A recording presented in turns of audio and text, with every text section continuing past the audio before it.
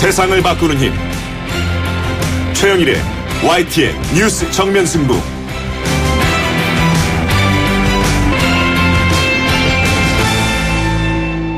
YTN 뉴스 FM 뉴스 정면 승부 3부 시작합니다. 총선 참패 이후 새누리당 내에선 쇄신 목소리가 분출했었는데요. 하지만 어느새 한풀 꺾인 모양새입니다. 일단 7월에 전당대회를 열고 새 지도부를 출범시키기로 했고요. 전당대회에 준비할 이 비상대책위원장은 외부 인사를 영입하는 쪽으로 가닥을 잡았는데요. 잠시 후 새누리당 쇄신파 모임인 새형모 간사를 맡고 있는 황영철 의원 연결해서 당 쇄신에 대한 견해 들어보겠습니다. 이 가습기 살균제 사건 파문이 확산되면서 생활용품 전반에 대해서 불안감이 커지고 있습니다. 방향제, 세정제, 탈취제와 같은 제품의 유해성은 어떻게 봐야 하는 것인지 잠시 후에 전문가 소견을 들어보도록 합니다.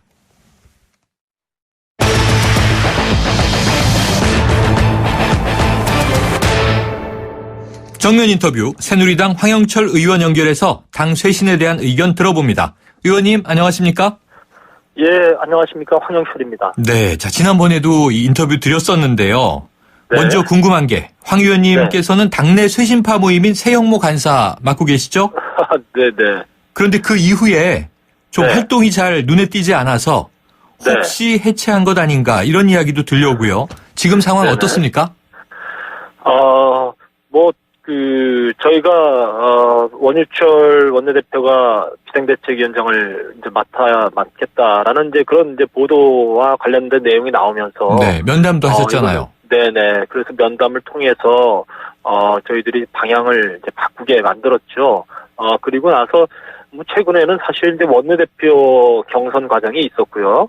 이 원내대표 경선 과정에서 각 후보자들이 당의 혁신과 또 변화의 입장들을 견고하게 표출할 수 있도록 저희들이 나름대로 역할을 했다고 생각합니다. 네. 그러나 저희들이 계속해서 바꿔라, 쇄신하라라는 얘기를 반복적으로 하는 것도 사실은 또 이게 적절하지 않은 부분도 있고 그래서 네. 지금은 약간의 숨고르기를 하고 있다고 네. 보시면 될 것 같습니다. 네, 그럼 일부 이 모임에 참여한 의원들 탈퇴설, 어때요? 8명 의원들 계속 함께 가시는 건가요? 저희가 이 부분에 대해서 약간의 좀 오해가 있는 것 같은데요. 네네. 저도 지금 새형모의 간사라는 이 명칭을 말씀하십니다만, 네네. 새형모라는 이름이 이제 가칭으로 우리가 이제 또 언론에서 우리 모임을 이렇게 설명하고 이제 이럴 때 하기 위해서 저희들이 명칭은 붙였습니다만, 저희도 공식적으로 정기적인 모임을 결성한 것도 아니었고요. 네네. 그래서 이제 다급한 현안들에 대해서 목소리를 함께 모아보자 해서 목소리를 모았던 8명의 의원들이 있었던 것이고요. 네. 이제 앞으로 우리가 이 모임을 어떻게 해나갈 것인가에 대해서 지금 논의를 해가는 과정 중입니다. 그래서 네. 장기적으로 이 모임의 방향이라든지 이런 부분에 대해서는 네. 또 각자 생각의 차이도 있을 수 있다고 보고요. 알겠습니다. 그런 측면에서 지금 조정 과정이라고 보면 될 것 같아요. 네, 조정 과정이고 새누리당 네네. 혁신 모임은 이제 그 시기에 비상 네네. 모임이었던 것이다. 이렇게 이해가 네네. 되는군요. 네네. 그런데 그 이후에요, 이 당내 네. 쇄신 분위기 예전 같지 않지 않습니까? 저도 사실은 좀 걱정하는 부분이 있습니다. 네. 총선 직후에, 우리 총선 민심을 반영하기 위한 당의 쇄신과 변화가 반드시 필요하다. 네. 라는 이제 목소리에 대해서 다들 사실 공감하고 그랬는데요. 네네. 이제 시간이 지나면서 조금 이러한 쇄신과 변화에 대한 목소리라든지, 그런 노력들, 의지가 약해지는 것은 아닌가 하는 좀 걱정스러운 네. 느낌을 받고 있습니다. 네. 그래서 이런 부분들에 대해서 저희들이 다시 한번 당이 좀 더 냉정하게 좀 생각하고 또 진지하게 우리 당의 갈 방향에 대해서 흐름을 잡아가는 것이 필요하다고 보고 있고요. 네. 그런 부분에 있어서는 저희들이 계속해서 저희들의 목소리를 내고 네. 있습니다. 자, 오늘 이 초선 당선인 연찬회가 있었고요. 김영호 네. 당 상임고문이 이런 말을 했더군요. 이 무능한 지도부와 윗선 때문에 총선 참패했다. 반성이 네. 없는 180석보다는 반성 있는 120석이 훨씬 낫다. 이런 말을 했는데 네. 어떻게 생각하십니까? 김영호 의장님께서 아주 뼈아픈 말씀을 하셨다고 보고요. 네. 그리고 우리 당의 선배님으로서 정말 아끼는 당에 대한 애정과 또 후배들의 올바른 길에 대해서 좀 지향점을 잘 말씀해 주셨다고 생각을 합니다. 특히 총선 참패에 대한 원인에 대해서 직설화법으로 정확히 말씀하셨다고 보고요. 네. 그리고 아울러 한편으로는 우리가 참패는 했지만 우리가 제대로 반성하고 제대로 쇄신하면 또 다른 희망을 만들 수 있지 않겠느냐. 또 그런 힘을 네. 주시는 그런 의미라고 생각합니다. 네. 자, 지금 현재 새누리당 이 전당대회는 늦어도 7월까지 열고 이 별도의 네. 비대위를 꾸리는 쪽으로 의견은 모아져 있는 거죠? 사실 어저께 당선자 총회에서 막판에 원내대표께서 우리 전체적인 의견을 그렇게 결론을 내시긴 하셨습니다만 네. 전당대회 시기가 뭐 예정대로라면 7월 달에 치러지는 게 맞습니다. 네. 그런데 저는 개인적으로 혁신 비대위를 꾸려야 된다고 생각하고요. 네. 이 혁신 비대위가 당의 여러 가지 혁신 방안에 대해서 제시하게 하고 그것을 충실하게 마무리 질 때까지는 나름대로 역할할 수 있는 기간을 주어야 되지 않겠느냐 이렇게 생각을 하고 있습니다. 네. 그래서 그것이 뭐 7월 달까지 한 2달 정도의 시간이 있으니까 그 시간 동안 충실하게 마무리할 수 있도록 뒷받침해주고 네. 혹시 시간이 부족해서 더 필요하다고 한다면 네. 뭐 전대를 조금 연기하는 부분도 저는 네. 고민해봐야 되지 않는가 이렇게 생각합니다. 그렇군요. 문제는 비대위가 혁신 비대위로 꾸려져서 당의 전면적인 쇄신을 할 수 있게 나름대로 역할과 그런 권한을 부여해 주는 것이 더욱 필요할 때이다 이렇게 생각합니다. 네, 그럼 7월 전당대회가 확실하게 확정됐다기보다는 당내에 또 네. 여러 가지 의견이 있는데 혁신 네네. 비대위가 필요하다는 입장이시군요. 네네. 네, 그런데 일부 중진 의원들의 입장들이 보도되고 있는데 이 네. 쇄신형 비대위가 좀 어려운 상황으로 갔으니 그렇다면 당헌 당규를 개정해서 차기 당대표를 외부에서 영입하자 이런 의견도 나오고 있어요. 어떻게 생각하세요? 그 일부에서 이제 그런 의견도 나올 수 있다고 생각합니다만 네네. 우리가 그 당의 대표를 뽑는 것은 네. 당연히 당에서 책임질 만한 분들이 나와서 네. 경선을 통해서 돼야 된다고 보고요. 외부에서 당대표를 영입하는 것은 그건 당대표를 뽑는 것이 아니라 또 다른 위원장을 네. 영입하는 거라고 네네. 보거든요. 그래서 그거는 조금 더 신중하게 생각할 필요가 있다고 봅니다. 네. 비대위원장의 영입은 외부 인사여도 좋지만 네. 당대표를 뽑는 것은 전당대회를 미루더라도 네네. 내부에서 하는 것이 좋겠다라는 말씀이시네요. 뭐 내부에 계신 분이나 아니면 네. 외부에 계신 분이 또 이렇게 당에 들어와서 네. 뭐 경선의 과정을 거쳐야 네네. 되겠죠. 우리가 또 당으로서는 민주적 절차라는 것을 분명히 네. 지켜야 될 부분이 있으니까 이제 그런 절차들을 무시한 채 뭐 외부에서 영입해서 당대표를 세우거나 이런 일은 현실적으로 가능하지 않다고 생각합니다. 네. 그러면 의원님, 이 네.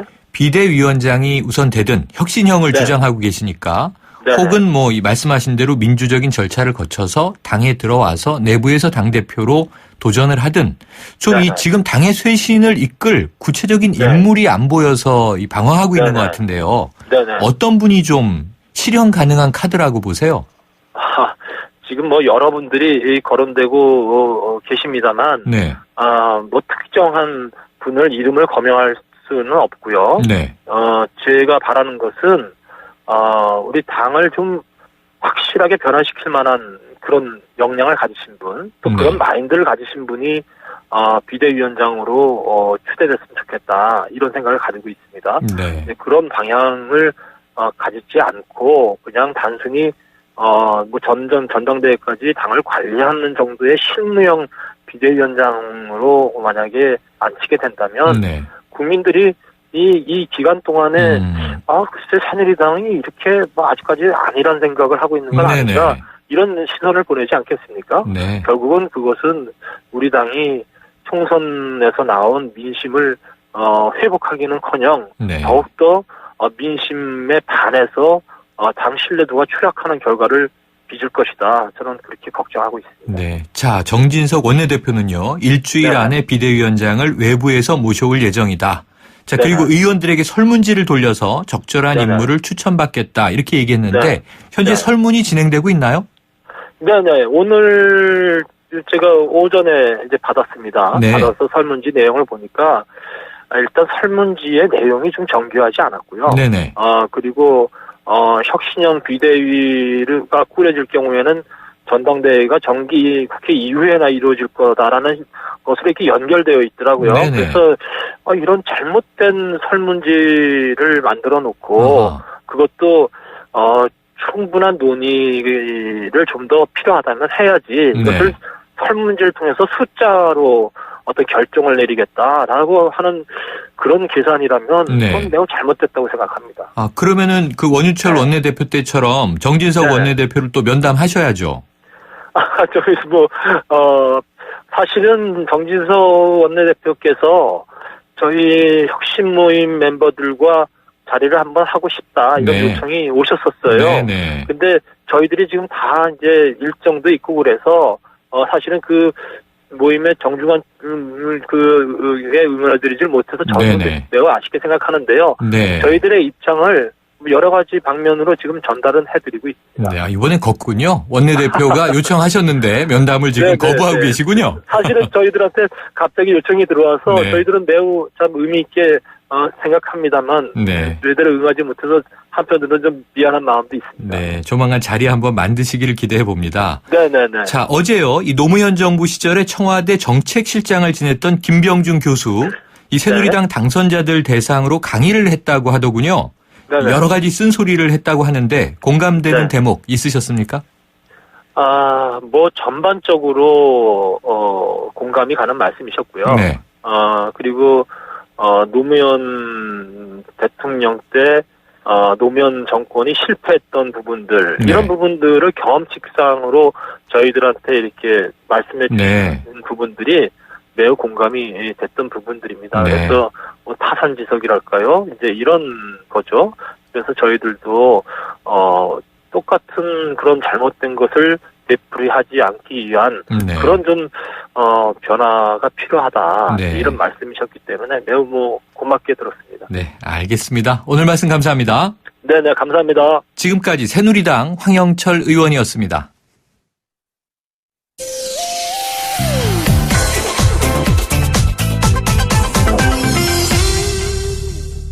네, 이 가습기 살균제 사태 이후 소비자들의 불안이 커지고 있는 가운데 시중에 유통되는 탈취제나 방향제에도 유해물질이 들어있다. 이런 내용의 보고서가 뒤늦게 알려지면서 논란이 커지고 있습니다. 어떤 제품에 어떤 성분들이 문제가 되고 있는 것인지 전문가 의견 들어보도록 합니다. 노동환경건강연구소 임상혁 소장 연결해 보겠습니다. 소장님 안녕하세요. 네, 안녕하십니까. 네, 이 가습기 살균제 파문이 커지고 있는데요. 이 세정제와 탈취 방향제 등 생활에서 많이 쓰고 있는 제품들에서도 인체에 유해한 성분이 들어있다. 이런 얘기가 나왔어요. 예, 맞습니다. 탈취제나 세정제, 방향제뿐만 아니라 샴푸라든지 네. 또 우리 여성분들이 많이 쓰는 화장품 네. 이런 것들에도 우리가 이런 걸 이제 가정생활 화학용품이라고 하는데요. 네. 이런 것은 썩지 말고 또 균을 증식하지 않기 위해서 이런 살생물제 또는 네. 보존제, 향균제들이 다 들어가 있습니다. 네. 그런 이런 그런 화학용품들이 다 문제가 될 수 있죠. 그러면은요. 지금 보니까 환경부가 잠깐 언급하신 이 살생물제 네. 여기에 대한 전수조사 계획을 밝혔던데요. 어떤 제품, 어떤 성분들이 지금 좀 유해하다고 알려지고 있는 건가요? 네, 성분이라고 하면 굉장히 어려운 용어이기 때문에요. 네네네. 아마 말씀을 드려도 잘 모를 거고 저도 네. 실은 이 성분을 어떤 것이 하고 봐야 될 정도로 많이 네, 어렵습니다. 네. 그렇지만 우리가 사용하고 있는 일상생활에서 가정에서 쓸 수 있는 손쉽게 쓸 수 있는 그런 화약용품 네. 그러니까 쉽게 얘기하면 이렇게 액체로 되어 있는 용품들이라고 네. 생각하시면 될 겁니다. 그런 것들이 주로 이제 많이 문제가 되고요. 아까도 말씀드렸지만 샴푸나 린스까지 네. 화장품까지 또 우리 세탁을 할 때 세정제라든지 뭐 이런 것들이 전부 다 문제가 될 수 있을 거죠. 그런 것들을 다 조사하지 않을까 싶습니다. 네, 말씀드렸지만 뭐 탈취제도 많이 쓰고 있고요. 매일 쓰는 그렇죠. 제품들인데 지난해 메르스 사태 이후에 손을 예. 자주 씻어라 그러는데 또 예. 요즘에 집에 보면 예전처럼 이 딱딱한 고체 비누가 아니라 액체 비누나 거품 비누 많이 쓰지 않습니까? 예, 그러면은 그렇습니다. 샴푸도 말씀하셨고요. 예, 예. 굉장히 여러 그래서 가지 제품이 있겠군요. 예, 그래서 우리 이제 손소독제에도 실은 이게 좋지 않은 그런 그 향균제인 그런 성분들이 많이 있었습니다. 네. 그래서 많은 시민사회 단체들이 거기에 대해서 문제 제기를 해서 지금은 조금 많이 개선이 됐고요. 네.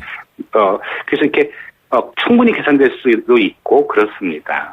자, 이 가습기 살균제 얘기 나오면서 관심 있는 분들은 PHMG라고 하죠. 인산염? 예, 그 예. 물질 얘기를 많이 들었는데요. 예. 그렇다면은 이 말씀해 주신 그 제품 들어가 있는 성분 가운데 이 가습기 살균제와 유사한 성분이 들어있는 제품도 있나요? 그럼요. 당연히 많이 있고요. 뭐, 예를 들면, 우리 최근에 이제 신문에서도 많이 나왔죠. 방송에서도 무슨 이렇게, 방향제라고 하나요? 네네네. 거기에 뭐, 여러 가지 성분들, 뭐 이런 것들, 아까도 말씀드렸지만 그런 화학용품에 들어있는 성분들이 대부분 비슷한 성분들이 많이 있습니다. 그러면 이런 성분은 방부 효과 때문에 넣은 건가요? 예. 그러니까 쉽게 얘기하면 아까도 말했지만 뭐 썩지 않기 위한 네네. 방부제 역할 또는 이제 균이 자라지 않게 향균제 역할 이런 역할들을 하기 위해서 넣는 거고요. 우리가 보통 일반적인 액체 제품이 오래 두면 당연히 썩겠죠. 네네. 그런 거 썩지 말라고 넣는 그런 보존제 역할도 많이 합니다. 보존 효과를 위해서 넣었다. 예. 자, 근데 지금 이제 걱정이 좀 큰 것이 자세히 모르니까 오히려 일반인들은 더 크게 걱정을 할 수가 있겠는데요. 보통 아이들과 함께 생활하면서 집에서도 방향제 같은 건 많이 쓰지 않습니까? 그렇죠. 저도 이제 자동차에도 뭐 악취들이 나니까 맞습니다. 이렇게 맞습니다. 방향제를 걸어놓고 하는데 예. 이 가장 걱정이 건강상에 어떤 영향을 줄 것인가 하는 여부 아니겠습니까? 그러니까요. 네. 지금 같은 경우에는 이제 아주 고농도의 그 다량의 그런 것들을 흡입해서 폐 질환이 생겼지만 네. 이것보다도 더 많은 질환이 생길 수가 있습니다. 우선 네. 대표적인 게 이게 이제 어떤 물질들은 특히 우리 지금 사용했던 물질이나 이런 물질들은 발암성 물질입니다. 네, 보통 네. 2급 발암성 물질들이 대부분이거든요. 네. 우리가 이게 생활용품에 들어가는 물질들이 그래서 암을 일으킬 수 있는 게 충분히 있고요. 네. 또 대부분 이런 물질들은 환경 호르몬의 역할들을 합니다. 아하. 내분비계를 교란해서 여러 가지 질환들을 또 일으키게 되죠. 그리고 폐에 치명적인 손상을 줄 뿐 아니라 다양한 질환을 일으킬 수 있고 지금 환경 호르몬 그리고 이제 발암성도 있다고 말씀 주셨어요. 예, 소비자들이 오히려 그런 것들이 더 네. 중요한 문제였고요. 네. 폐에 손상을 주는 경우는 이번 같이 가습기 살균제처럼 특별하게 네. 이제 호흡기로 들어 마시니까 특별하게 폐에 그것도 많은 양을 들여 마시니까 폐에 문제가 생겼던 경우입니다. 네. 그때 문제는요. 이 일반 네. 소비자들이 마트에서 이런 제품을 살 때 성분 표시를 아무리 자세히 들여다봐도 잘 알 수도 없지만 이 유해한지 아닌지 알 수 없다고 하더라고요. 이 이유는 뭔가요? 우리나라에서 유해한지 안 한지 성분을 알고 그 성분이 유해한지 안 한지는 약밖에 없습니다. 네. 화장품 같은 경우는 성분은 다 써 있고요. 이런 가정생활 화학용품 같은 경우에는 어떤 라벤더 향, 네네. 모의 맞습니다. 추출물, 이런 정도여서 네. 전혀 알 수 없는데 제도가 만들어지지 않았습니다. 아하, 제도가 그래서 없습니까? 소비자들은 네. 이 성분이 어떤 성분이 들어있고 어떤 유해성이 있는지를 알고 싶어 하는데 우리나라에서는 그런 제도가 아직까지는 좀 불충분하게 만들어져 있다고 보시면 됩니다. 네. 이번에 옥시 사태에서도 우리가 확인하고 깜짝 놀란 게 전 세계적으로 우리나라에서만 판매됐고 우리나라에서만 이런 피해를 입었다라고 해서 놀랐는데 그렇다면 지금 말씀하신 이런 일상용품들이요. 해외에서는 어떻게 판매되고 있어요? 우선은요, 이제 해외에서는 어떠냐면 이 제품의 독성과 이 독성이 이런 독성이 있기 때문에 이런 용도로만 쓰십시오라고 하는 설명을 반드시 기업에서 해야 됩니다. 네. 만약에 그런 설명이 없다면 그 제품은 시장에 나올 수 없습니다. 하하. 우리나라에서도 최근에 이제 법이 좀 바뀌어서요. 네. 화평법이라고 하는데요. 이제 그런 그 유럽의 제도들을 갖다가 모방은 하고 있지만 여러 네. 가지 부족한 실정이죠. 네, 무슨 법이라고 그러셨나요? 화학물질 평가와 등록에 관한 법인데요. 아, 우리가 그래서 줄여서 화평법. 예, 화평법이라고 합니다. 네. 아, 이게 지금 규제가 거의 안 되고 있다 이런 느낌이 들어서 걱정이 커지는데요. 자, 예. 그러면은 지금 아까 말씀드렸지만 환경부에서 살생물제 전반에 대해서 전수조사를 하겠다 이렇게 이야기를 했는데 그럼 이 어떻게 조사가 이루어져야 되고요? 조사 이후 결과에 대해서는 어떤 대책이 필요하겠습니까? 그러니까 우선은 뭐 전수조사를 하는 거에 대해서는 환영을 할 수밖에 없죠. 지금 네. 문제가 워낙 심각하니까요. 그런데 이런 방식은 저는 맞지 않다고 생각을 합니다. 네. 왜냐하면 우리가 여태까지 모든 경우를 봤을 때 이렇게 한번 왕창 떠들고 네. 뭐라고 그러나 용두삼이라고 하나요? 아하, 네. 또 잠잠해지는 것. 흐지부지 되는 거죠. 네, 이런 것들은 정부에서 조사하는 것이 아니라 아까 유럽의 제도에서 말한 것처럼 기업에서 독성과 용도를 입증해야 됩니다. 네. 이런 독성이 있으니까 이런 용도로 써라. 아니면 이런 독성이 있기 때문에 이건 쓸 수가 없다. 이런 거죠. 그리고 이런 피해가 생기면 전적으로 기업이 책임을 져야 됩니다. 네. 독성과 용도를 밝히지 못하고 만약에 사용해서 피해가 났다. 이번이 옥시 사태가 대부분 가습기 살균제가 대체적으로 네. 그런 건데요. 이러면 기업에 엄청난 책임을 지게 되는 것입니다. 그래서 첫 번째, 그래서 이렇게 기업서 이런 것들이 만들어지고 이게 소비자에게 공개돼야 됩니다. 네. 그래서 소비자가 믿고 선택을 할 수 있고요. 두 번째는 네. 우리 사회가 굉장히 투명하지 않습니다. 죄송한 표현이지만 이렇게 행정을 하는 사람들의 손에서 네. 아니면 그들만의 생각으로 됩니다. 그렇지만 가장 바람직한 조사, 가장 바람직한 제도는 소비자들이 참여하고 소비자들에게 신뢰를 받는 제도가 만들어져야 네. 되는 것이거든요. 근데 우리나라에서는 아직 그런 제도들을 만드는 것은 좀 부족해 보입니다. 아, 그래서 이번 사태에서도 지금 뭐 그 말씀하신 대로 기업이 입증해야 되는데 유해하다고 나온 결과를 감춘 정황이 드러나지 않았습니까? 거기다 또 이제 법무법이 있는 재판 과정에서 기업 쪽을 비호하고 나선 정황도 또 있는 거고요. 이런 의혹들이 밝혀져야 되는데 이게 투명성 사회 말씀을 하시니까 걱정이 더 커지는데 결론적으로 이런 제품들 써야 됩니까 말아야 됩니까? 우선은요. 대체 물질이 있다. 독성이 있는 물질이 있는데 그 독성을 대체할 수 있는 좀 더 안전한 물질이 있다라고 그러면 대체 물질로 바꿔야 되겠죠. 네.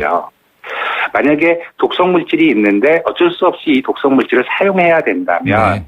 그거에 대한 위험성을 충분히 주지하고 네. 이런 제품은 이런 위험이 있으니까 꼭 이러한 용도로만 쓰십시오라는 것들을 소비자에게 알려줘야 됩니다. 알겠습니다. 소비자는 또한 그것에 대한 감시 네. 이런 것들이 있어야 될 거라고 생각이 네. 되고요. 앞으로 해나갈 일이 참 많을 것 같으네요. 네.